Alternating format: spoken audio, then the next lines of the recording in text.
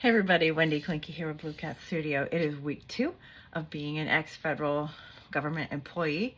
I took the Doge package, so I have 7 months to build my small art business from basically $1,000 a month revenue to at least $8,000 a month. I'm pretty sure I can do it.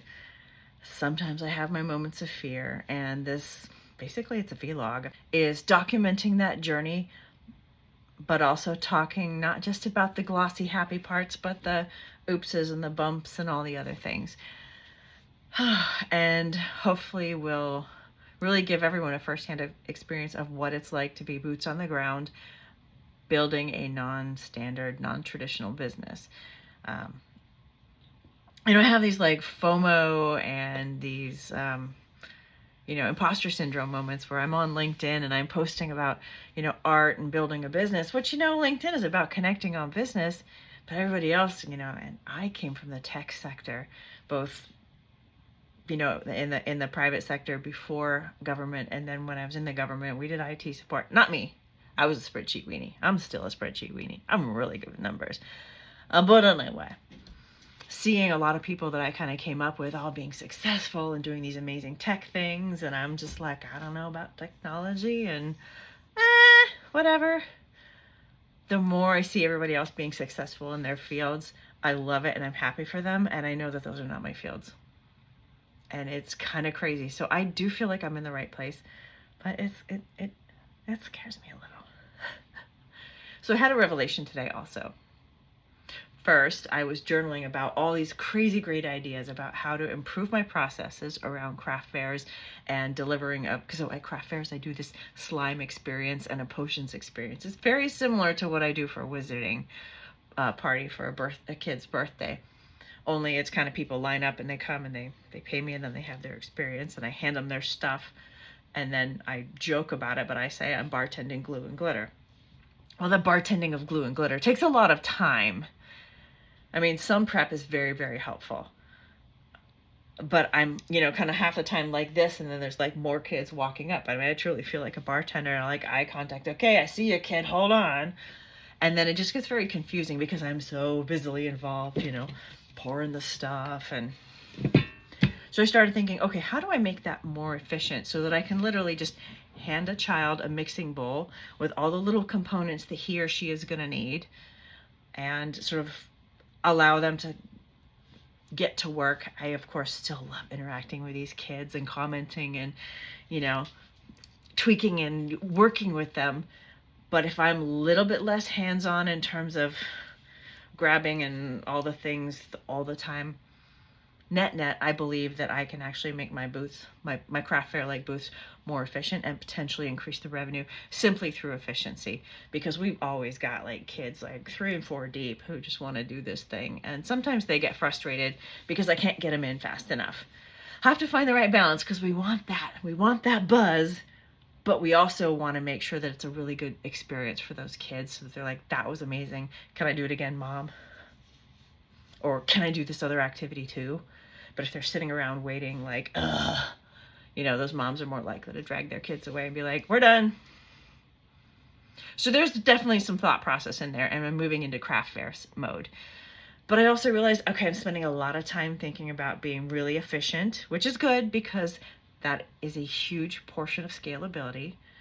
But then the other question is, well, what are you doing right now, today, to work on new revenue generating opportunities? What are you doing to bring in money? I mean, yes, I've got a couple of different events that are up and the tickets are being sold, which is nice because you see the little money come by and you're like, yeah, that's amazing.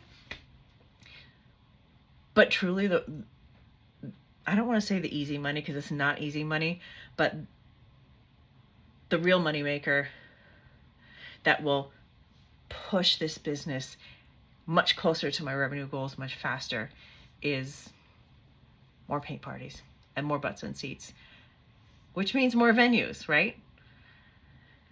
So, I mean, I can also expand out in some of the venues I'm in, but some of them, like, they're kind of at their limit and they're good there. And so I need to go out there and start building relationships and bringing in more more potential places that can become kind of regular, like once a month, once every other month. And, whatever cadence a venue or a crew wants to do, I absolutely love repeat customers. And I do get quite a bit, once we've done something and people see how successful it is, they definitely want to do it. And I had a big win recently. The HOA for my neighborhood has chosen me to be the paint party vendor. So I'm really, really excited. That just feels like, yes, yes, yes. I've got a big event coming up soon. I've got a double header on my biggest event of the year. So that'll be awesome. And again, it comes down to efficiency. I know what, this party wants. I know what this party wants. I have kind of a rough sense, so I can start preparing canvases now. I can start preparing the little paint buckets and all the things so that I just... But I'm getting a little bit pumped up. And did I mention that I painted today? I was very excited. I had this vision for just a beautiful blue sky with loads of, sunflowers, basically as far as the eye can see.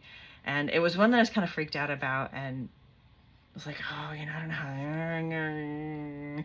I was having some insecurity. I often get a lot of insecurity around paintings. Like, I have a vision, I know what I want to do, and every time I sit down and do it, it totally rocks. But somehow every time I approach it, I'm like, can I pull it off this time? I don't know. I feel unsure. So I was like in a conference call. So I just turned on the video, turned off the audio, and captured it. And I got it done in under 20 minutes.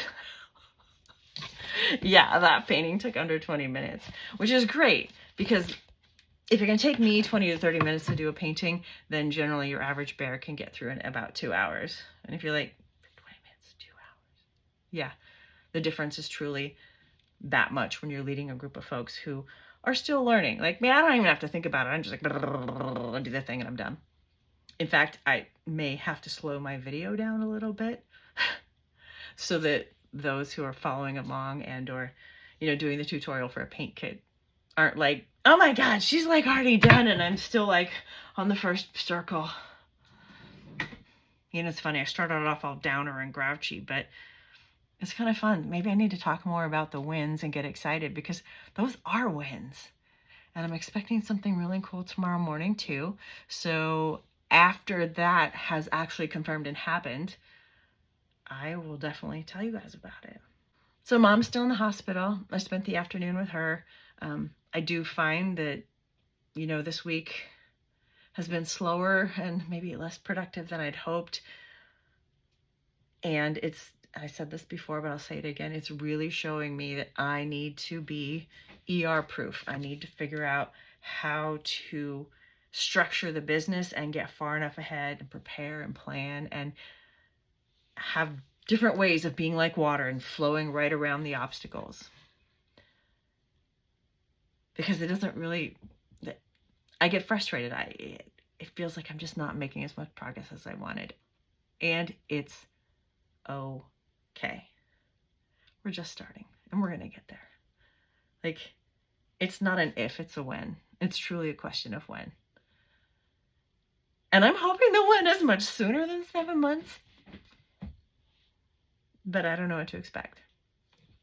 Okay, I'm gonna wrap it up and I'm gonna get some sleep tonight.